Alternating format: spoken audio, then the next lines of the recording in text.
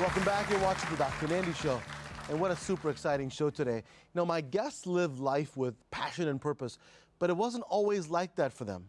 So if you're someone who feels stuck in a rut or says to yourself, if only, or I'm not good enough, this next hour could truly make a difference to the life you choose and deserve to live.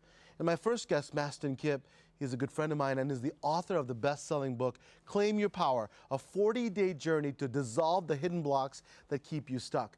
And the one and only Oprah compares him to teachers like Deepak Chopra, and this young global motivator has already transformed the lives of 2 million people. And today, he's here for you, so please, again, give him a huge round of applause, Mr. Mastin Kipp. Hey, that's awesome. So you're doing really well for someone who hit rock bottom at one time, right? Tell me all about it. What happened? Yeah, well, I mean, I think like most people, I struggle with addiction and depression and feeling down about myself. And the best place to be happy is Los Angeles, California. And I was there for a long time in the music business and hit a very rock bottom with drugs and alcohol. And just found myself in a lucid moment, barely sober, asking, how can I feel as good off the drugs and alcohol as I did on the drugs and alcohol? And it led me to a decade-long search and learning a lot about mental health, purpose, my body's physiology, the gut, all kinds of things. And you are in a rock star lifestyle. Tell me what you were doing at that time. Let me just be very clear. The rock star lifestyle is not what you think it is. Right. But it was, it was Hollywood, sex, drugs, and rock and roll. I definitely participated in a lot of behavior in the early 2000s that I'm not proud of. And a lot of that, one of my favorite quotes from Deepak Chopra is that every sinner has a future, every saint has a past. Yes. And I've very openly written about a lot of the things I've done that I'm not proud of. But all of that pain, hurt people, all of that pain drove me to a rock bottom, and I started asking better questions. And I think what happens in life is that, we're going along for a period of time, and all of a sudden we hit a rock bottom, and you can ask a question, why did this happen to me? Or you can ask, what did I learn from this? And I did my best to keep asking the question, what can I learn from this, even in the middle of some of the hardest days of my life. It's not easy. And one thing you said, it was really important, and if you guys caught it, if you're watching, he said, I was an addict just like everybody else. I believe all of us are addicts of something. It just depends on how socially suitable was. So for example, for me, right? I mean, I was an overachiever, just everything had to be just right and had to get the best grades or best this, the best that. Even in college, I was distraught when something bad happened. And so that was an acceptable addiction of sorts, because that led my parents like, attaboy, my son's achieving. But really, I was basing my success and my self-worth on the success of those grades or achieving whatever I was doing. That's right. I mean, so do you agree that all of us are addicts of some kind? Well, we can both agree that everyone's addicted to oxygen. Yeah. But I think that ultimately, my friend Joe Polish says that addiction is a solution, because the reason why you do that behavior is because in the moment you feel better. Joseph Campbell has a great quote. He talks about following your bliss. Yes. I think people confuse addiction with following your bliss, because following your bliss is not hedonism. It's not my bliss is sugar or alcohol or approval from my parents. Bliss is a long-term sustainable emotional state. And so the goal is, you want to ask yourself the question, is what I'm doing serving me long-term, not for the next 30 minutes? And the key is what you said, finding out what that long-term is. It might be the biggest question people ask. For me, it was the hardest question I had to ask, was that, what is it that I want to do long-term? What is it that I want to achieve? And then you can make the actionable items to have that happen. I mean, you are, from the outside, you're working in a record company, you're in LA, you're doing great. But really, if you look at your long-term goals, if you could see then what you know now, I mean, it would be a different story. Behind closed doors doing cocaine in the office. There was nothing good about it at all. There's a tremendous amount of pain. Yeah, and how did you do that? So I was talking about, finding your life's purpose, finding those long-term goals, finding your moonshot, whatever it's called. How did you come to do that? Well, the first thing you have to understand is your life's purpose is not a static thing. It's always changing. And the outward form will always change.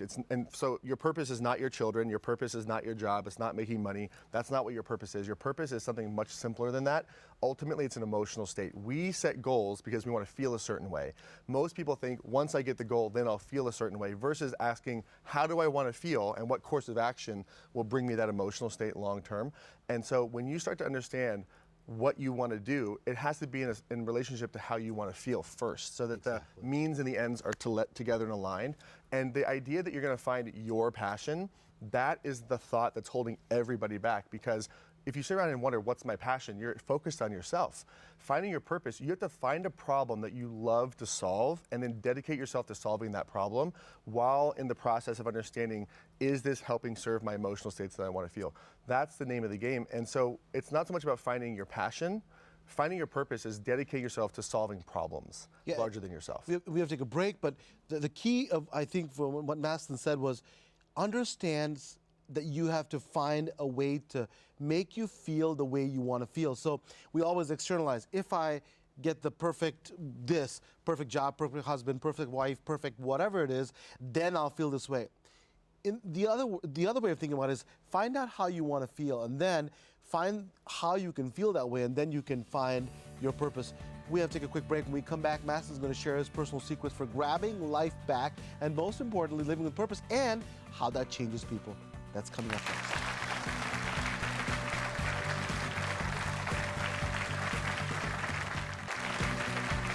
Welcome back to the Nandi Show. Now, Mastin Kipp is with us.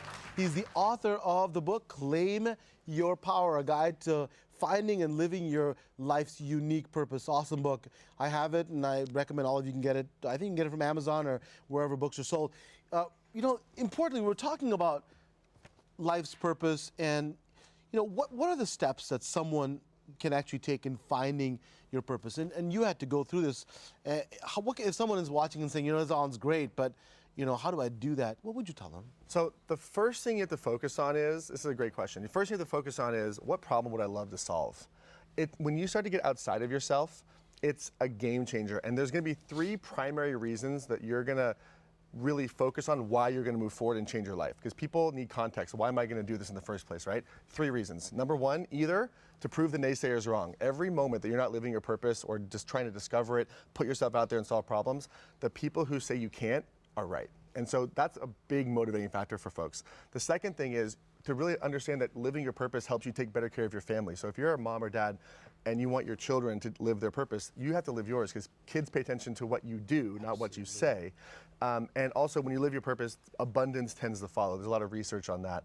And then the third primary reason is a cause or mission larger than yourself. So when you realize that, oh my gosh, I'm going to do this to prove the naysayers wrong, I'm going to do this to take care of my family, or that there's a cause larger than myself, or maybe all 3, then that is going to give you enough motivation to get off your meat and on your feet, as my mom used to say, to actually get you into action. But you've got to focus on solving problems outside of yourself.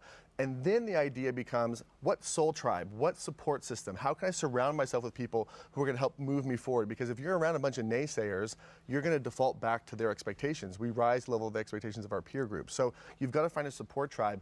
And then the game long-term for success is the 3 parts of the emotional content that we talked about. The first is, I have to have emotional awareness, meaning I'm an emotional being. I have emotions, and I have to realize that it's about navigating that emotional state. Then I have to have emotional intelligence, which is what has to happen for me to actually feel the way that I want to feel. And then the third part is emotional fitness, which is actually doing it. So it's kind of like in the gym, right? You might know you need to work out. You might know the workouts you got to do, but you got to get your butt in the gym and do the reps. Right, exactly. And you know, changing your life and living your purpose, it's a lifestyle thing. It's a daily thing. It's not like a one-time thing like, oh, I found my purpose, now I just keep doing the same stuff. It's a commitment to a lifestyle change. That's awesome. And key things that, you know, I've learned from Mastin even before talking to you today is, first of all, your kids, how you treat them, what you tell them, and what they see from your behavior is how they're going to live the rest of your life. And I'll say it again, it's such an important responsibility. Even the small things you do, really they pay attention to. If you make a comment about them that makes them feel somehow that they're smaller and they're not loved, not worthwhile, could really, really make a difference changer. And again, Mastin said this twice now, how you want to feel. And then making the step, doing the work. Right, yes. Putting in the time to make that happen. So, you know, 95% of life is showing up. So that doesn't just mean showing up physically, showing up emotionally, right? Well, 100%. People somehow think that self-help is a momentary thing. They think that, you know what, 10 years ago, I had a breakthrough, so my life should change, and it didn't change. The system didn't work. I'm like, well, did you work out once 10 years ago too? That's why you don't have a six-pack, because you haven't been working out every day for 10 years. You've been on the couch eating pizza or whatever. You can't expect your behavior to not line up with what you're supposed to be doing, and your life is going to change. So what that means is personal development, finding your purpose is just the same as going to the gym. You got to put your reps in daily. Right, and people with the wishful thinking that if this, then that. I mean, what do you say to people who just continue to have wishful thinking and don't put the work in? I think I know what you're gonna say, but I'd love to ask you that. I would say you found a wonderful way to cope with your life, but you actually aren't changing it, right? Thinking is important, and the idea, like when you look at the mental model of the world, you know, the idea that I think, therefore I am, Descartes. Yeah. Descartes had it backwards. I am, therefore I think, and what produces our thoughts is not our thinking, it's our emotional states. Emotions are what produce thoughts. So you got to go below the thinking to actual feeling, and that's the world that we're moving into. The technical term is ontology, which is an ontological being. It's an experience. It's the difference between, say, watching someone else get married and getting married yourself. It's a very different experience. So people are looking for the experience of being alive, and it's not something that's going to happen in your head. It's something that you have to live on a daily basis. And so really important, this is such an important message he's giving, is that instead of just saying, I want to do this to feel this way, you feel this way, and then everything follows, including your thoughts.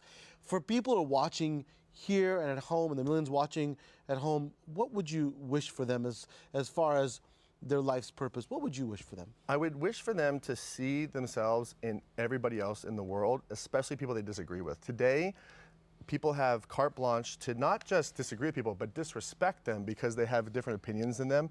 And while on a surface, you know, maybe someone who's a Republican and a Democrat or Black Lives Matter and neo-Nazi have very different behavior, very different values, the root cause emotional trauma that they're experiencing are very common.